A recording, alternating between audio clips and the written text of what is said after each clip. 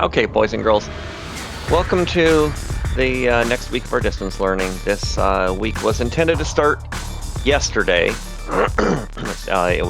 It's the week of 4/27. As you know, I gave you a different assignment for Monday rather than going into Edmentum. We're actually having some technical difficulties with Edmentum right now. So for this week, we're going to do something a little bit different, and it'll be outside of Edmentum. So I'm going to go over what it is that you're going to be doing through this presentation and giving you a little bit of review with some of the material that we've already learned this year.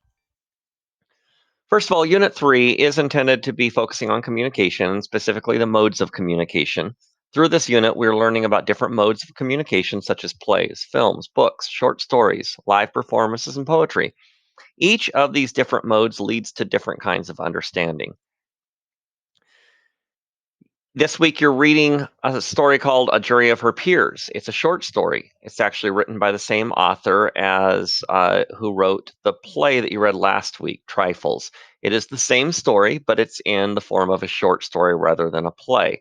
This is intended to be so that you can kind of compare and contrast how each mode of communication is different and how each one serves the purpose in a little bit different way.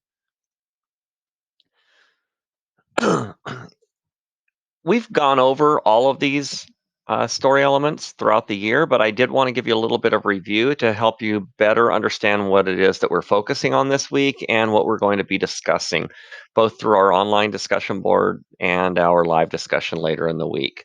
So first of all, you should understand the three different kinds of point of view that a story can take place within.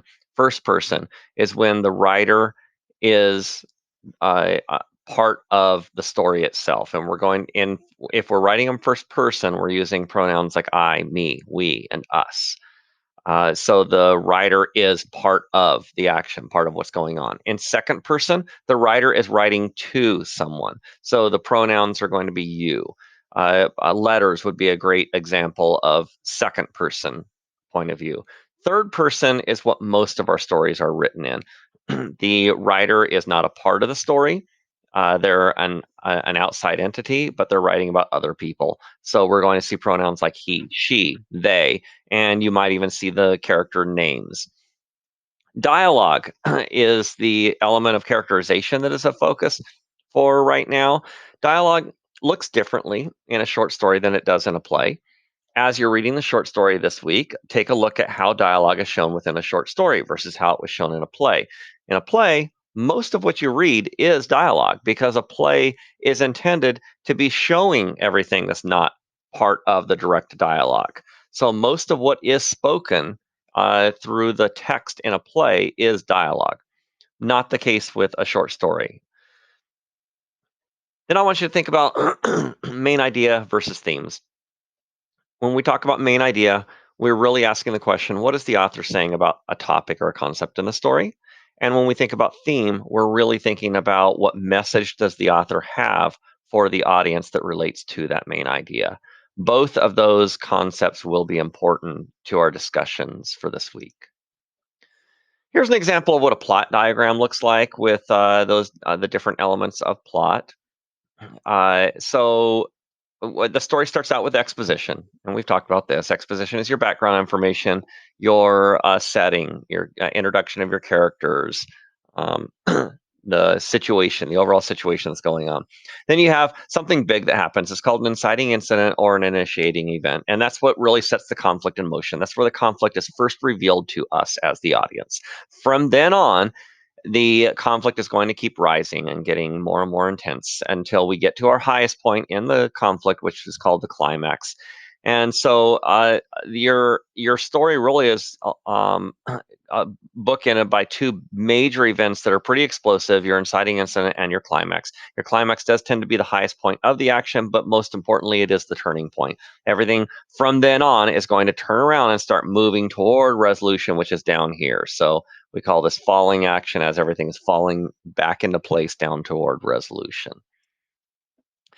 So let's talk about the pacing for this week. This is a little bit different after how we had to change it on Monday. So yesterday I had you participate in a journal entry instead, and now I'm having you start the pacing for the week today on Tuesday. So this posting is in a form of a question. After you are done watching this video, I would like for you to respond to the question uh, and make your post today on Tuesday. Tomorrow on Wednesday, I would like you to read through your classmates' postings to this question and respond to at least 2 of them. Then on Thursday, you'll have a choice again. You can respond to a journal entry, which will be focused on kind of similar things as what we're discussing in the live discussion. You can come to my synchronous session and participate in a live discussion where we will continue to discuss the story and extend beyond that digital discussion. Or you can do some extra work in Edmentum if you still need extra work from last week's Edmentum. Friday, we're going to do we're not going to do the mastery test. We are going to do some kind of reflection assessment for you this week instead. Hopefully next week we will be back to Edmentum, but this is going to be the modified schedule for this week. If you have any questions or concerns for me, feel free to send me an email. Sign up for a session in my office hours with your parent. I have office hours 3 times a week. And you can also attend my synchronous session on Thursday. I'll still give you an opportunity to ask any questions at that time.